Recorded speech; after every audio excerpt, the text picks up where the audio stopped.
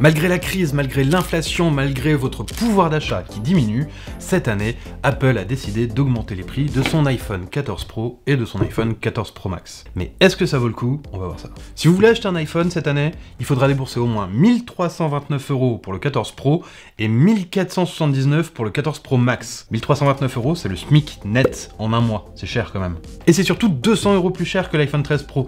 Mais est-ce qu'il est réellement aussi bien que ça? Est-ce que vous voyez déjà une vraie grosse différence? Bon, ok, c'est un SMIC, mais peut-être que ça les vaut en fait, par rapport à l'iPhone 14. Qu'est-ce qu'on a en plus? On a quand même un écran sans verre, on a une puce qui est plus puissante, on a l'écran Always On, on a Dynamic Island, la nouvelle feature hyper hype d'Apple. Du côté de la photo, on a aussi un capteur de 48 mégapixels et un téléobjectif x3. Techniquement, ça vaut la diff. Mais maintenant, si on le compare à l'iPhone 13 Pro, qu'est-ce qu'on y gagne? Et de la différence au niveau du design, justement, il y en a pas beaucoup. C'est toujours un design qui est certes très bien, avec un cadre en acier inoxydable et du Ceramic Shield à l'avant, à l'arrière pour protéger le tout. Maintenant, il y a quelques points à noter, notamment la taille des objectifs photo, qui est quand même assez imposante et qui fait que quand on le pose sur une table, eh ben il est pas stable. Bon, ça, j'ai envie de vous dire, si vous mettez une coque, c'est pas grave.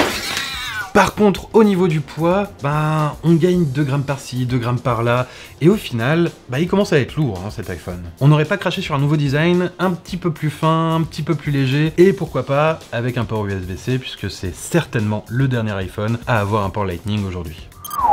Bon, maintenant, on va pas changer une équipe qui gagne, et il y a quand même une énorme différence au niveau du design, et elle est là. Et oui, l'encoche a disparu, enfin, on se l'a traîné depuis l'iPhone 10, et on se retrouve avec une petite pilule, petite entre guillemets, parce que elle est pas si petite que ça, d'autant qu'elle descend un petit peu plus bas sur l'écran, mais Apple a utilisé cette contrainte matérielle pour en faire quelque chose de vraiment magique, logiciellement. En tout cas, c'est ce qui est vendu par Apple, et c'est une des grandes raisons de passer sur l'iPhone 14 Pro. Dynamic Island, en fait, ça va permettre d'avoir une espèce de multitâche qui s'affiche en haut de votre écran. Enfin, multitâche, faut le dire vite. Déjà, à la base, c'est surtout une barre d'état qui vous permet de voir ce qui se passe dans votre téléphone un petit peu en arrière-plan, genre s'il y a une musique qui tourne ou un minuteur. Mais le truc qui est vraiment cool, en fait, c'est qu'on peut appuyer dessus pour ouvrir une espèce de petite pop-up, même si vous avez déjà une application qui est ouverte, et ça va vous permettre de décrocher un appel, de gérer votre musique, de gérer votre minuteur, un petit peu tout ce que vous feriez avec votre Apple Watch en fait. J'ai pas d'Apple Watch en fait,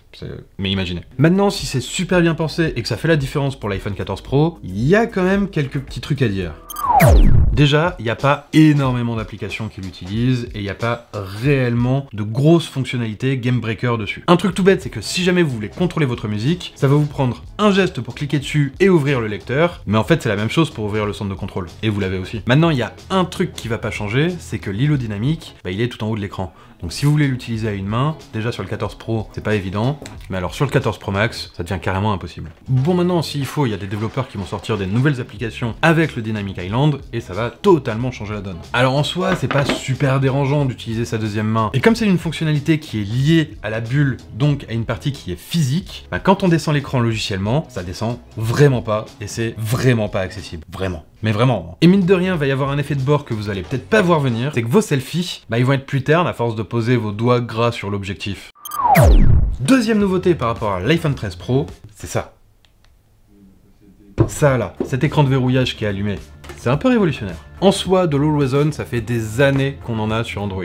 Mais en général, c'est un écran noir avec l'heure affichée, et c'est tout. Là, c'est la première fois qu'on a un écran qui reste allumé, mais avec de la couleur. En plus, on a la possibilité de rajouter plein de widgets, de choisir la couleur, d'avoir un effet pseudo 3D. Pour le coup, Apple a vraiment réussi à perfectionner ce qui existait déjà sur Android. Et là, vous allez me dire que pour faire ça, il n'y a peut-être pas forcément besoin d'acheter le téléphone le plus cher de la gamme. Eh ben si, parce que pour que ça défonce pas votre batterie, il faut un écran spécial, un écran OLED LTPO capable de descendre à 1 Hz de taux de rafraîchissement, et ça, il n'y a que le 14 Pro qui l'a. Bon, maintenant, est-ce qu'il y a d'autres grosses nouveautés sur l'iPhone 14 Pro qu'il n'y a pas sur l'iPhone 13 Pro? Alors, au niveau de l'écran, il est ultra lumineux. Il peut monter jusqu'à 2000 nits, donc c'est l'unité qui sert à mesurer la luminosité, là où l'iPhone 13 Pro peut monter vraiment au maximum à 1200. Ça fait un gap. Ça va vraiment vous être utile si jamais vous l'utilisez souvent sur la plage ou en extérieur avec un gros soleil. L'écran, il reste vraiment lisible, et ça, c'est quand même pépite. Bon, maintenant on va pas non plus cracher sur l'écran de l'iPhone 13 Pro qui était déjà très bien, et là c'est la même chose, en mieux, avec de très belles couleurs, une excellente luminosité et évidemment un très bon contraste. Maintenant, l'autre nouveauté de ces iPhone 14 Pro, c'est la puce A16 Bionic. Alors techniquement, elle est gravée en 4 nanomètres, elle apporte 10% de puissance en plus, elle est mieux sur tous les points, notamment au niveau de l'intelligence artificielle, mais vous allez pas forcément le voir, la 15. Elle était déjà très bien, et elle suffit à tout faire tourner. Donc finalement, ce que la puce de l'iPhone 14 Pro va vous apporter concrètement, c'est un petit peu plus de longévité, puisqu'elle pourra faire tourner plus de choses pendant plus longtemps. Après, on gagne pas grand chose, mais surtout, on ne perd rien. Et avec un écran qui reste allumé H24, on pouvait quand même s'attendre à perdre un petit peu d'autonomie. Mais au final, avec une puce qui est moins gourmande et un accumulateur qui est plus gros, et ben même avec le Ryzen, vous tiendrez aussi longtemps, à savoir une bonne grosse journée. Bon, en même temps, encore heureux qu'il tient toute la journée, parce que niveau charge rapide, on est largement en dessous de la concurrence. Et en 2022, ça commence à être un petit peu dérangeant, surtout sur un smartphone à plus de 1300 balles. Maintenant, attaquons-nous à un gros morceau, la photo, puisqu'il y a quand même pas mal de changements, à commencer par le capteur principal, qui passe de 12 à 48 mégapixels. Alors, on le sait, c'est pas forcément d'avoir plus de pixels qui fait des plus belles photos. Maintenant, ça fait quand même une photo qui est plus détaillée. Et la deuxième, c'est que ça altère quand même beaucoup toute la colorimétrie et la plage dynamique de la photo, et on se retrouve vite fait avec des photos qui sont quand même moins belles qu'en 12 mégapixels. En fait, ça va avoir un véritable intérêt si vous avez l'intention de retoucher votre photo et éventuellement de l'imprimer, de l'encadrer, d'en faire quelque chose d'un petit peu plus poussé que de la poster simplement sur Instagram. Si votre usage c'est vraiment les réseaux sociaux, on vous conseille plutôt de shooter en 12 mégapixels. Maintenant, cette grosse définition apporte une autre nouveauté, un zoom x2 en plus du téléobjectif x3. Alors c'est du numérique, mais clairement, au niveau de la qualité, on est au-dessus de ce que peuvent faire certains téléphones avec une véritable optique. Au final, Apple a fait beaucoup de promesses sur l'appareil photo de l'iPhone 14 Pro, et c'est vrai que c'est un très bon appareil photo, mais le gap est pas forcément énorme par rapport à ce qu'on pouvait avoir déjà avec le 13 Pro. Après, on a aussi du neuf du côté de la vidéo, avec notamment un mode action qui va permettre de stabiliser l'image, et c'est incroyable. Franchement, on l'a déjà vu sur Android, chez OnePlus, chez Samsung, chez d'autres constructeurs, mais franchement, en général, on a toujours des petits artefacts, ça fait vraiment cracra, et là, on voit pas de défaut, la vidéo, on a l'impression qu'elle est tournée sur des rails, c'est incroyable. Maintenant, cette fonctionnalité-là, elle est pas que sur le 14 Pro, elle est aussi sur le 14, qui a la puce du 13 Pro. Donc en fait, c'est juste logiciel, il n'y a pas besoin d'avoir un meilleur processeur pour l'avoir. Le 13 Pro pourrait très bien le faire. Donc on attend quand même patiemment une mise à jour, et on espère que ça va arriver à Apple.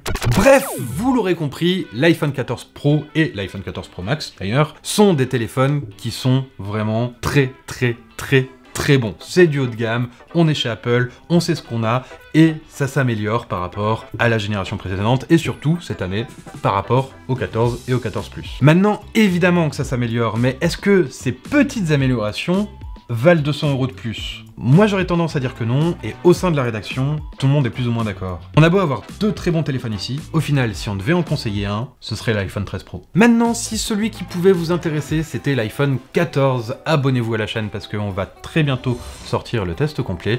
Et sinon, comme d'habitude, rejoignez-nous sur tous nos réseaux sociaux, les matinales de Twitch, c'est Frandroid Live, et moi je vous dis à très bientôt.